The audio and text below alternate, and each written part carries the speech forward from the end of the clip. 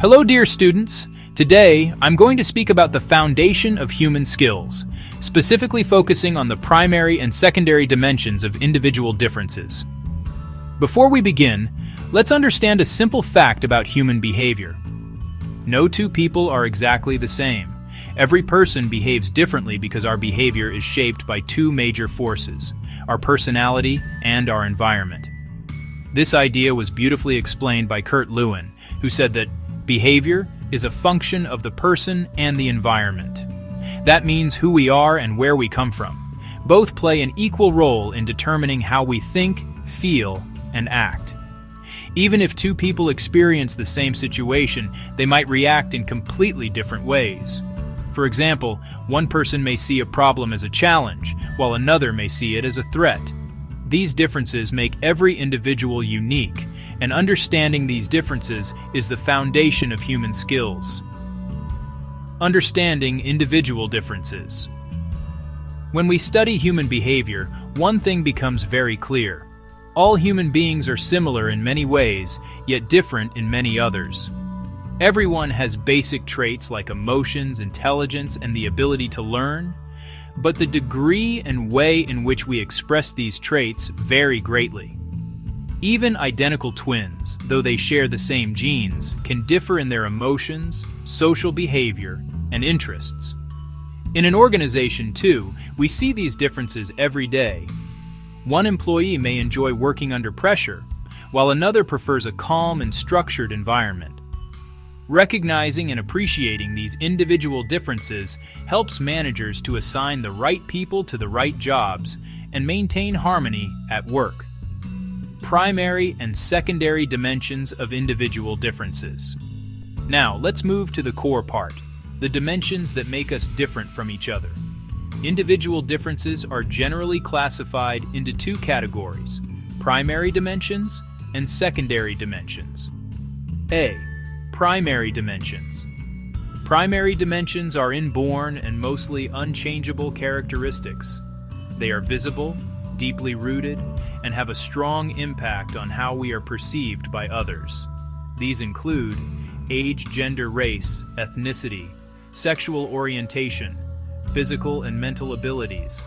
These factors form the core of our identity. For example, age influences our energy levels and maturity. Gender may influence social roles and expectations, and physical ability may affect the kind of work we can do. Primary dimensions play a key role in shaping our life experiences, opportunities, and the way others treat us. There are three main features of primary dimensions.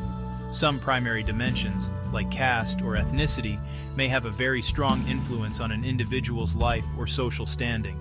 They are immediately visible and hence easily noticed by others.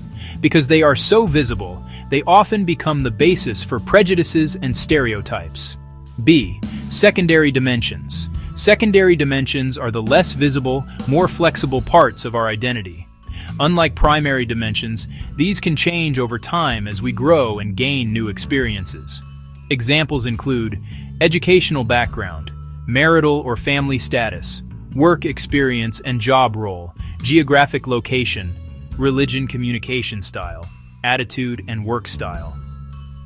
These dimensions are influenced by our choices, environment, and opportunities. For instance, your communication style can change with experience. Your job role or education can evolve. And even your attitude may shift with maturity and exposure to different situations. That's why we say secondary dimensions are acquired, discarded, or modified throughout life. The role of personality. Interestingly, personality falls under both primary and secondary dimensions. We are born with certain personality traits, like being calm, confident, or emotional. But through experiences, environment, and learning, we can modify and develop them. So personality is partly inherited and partly shaped. Prejudice and stereotypes. When we look at individual differences, we must also be careful about prejudice and stereotyping. Prejudice means forming a negative opinion about a person or group without knowing them. For example, assuming that older employees are slow learners or that rural workers can't use technology. Stereotype means having a fixed belief about a group of people, like assuming all women are emotional or all men are aggressive. Both prejudice and stereotypes are harmful because they lead to discrimination, unfair treatment based on assumptions rather than facts. A simple way to remember their connection is this: stereotype leads to prejudice, and prejudice leads to discrimination, or in other words, thinking, feeling, acting. As future managers or leaders, it's our responsibility to recognize and overcome such biases to build an inclusive and respectful work culture. Conclusion. To conclude, the foundation of human skills lies in understanding that every individual is unique. Our differences, both primary and secondary, shape who we are, how we behave, and how we interact with others. Recognizing these differences helps in building empathy, better communication, and teamwork. And for managers, it's the key to motivating employees, resolving conflicts, and creating a truly inclusive workplace. Thank you.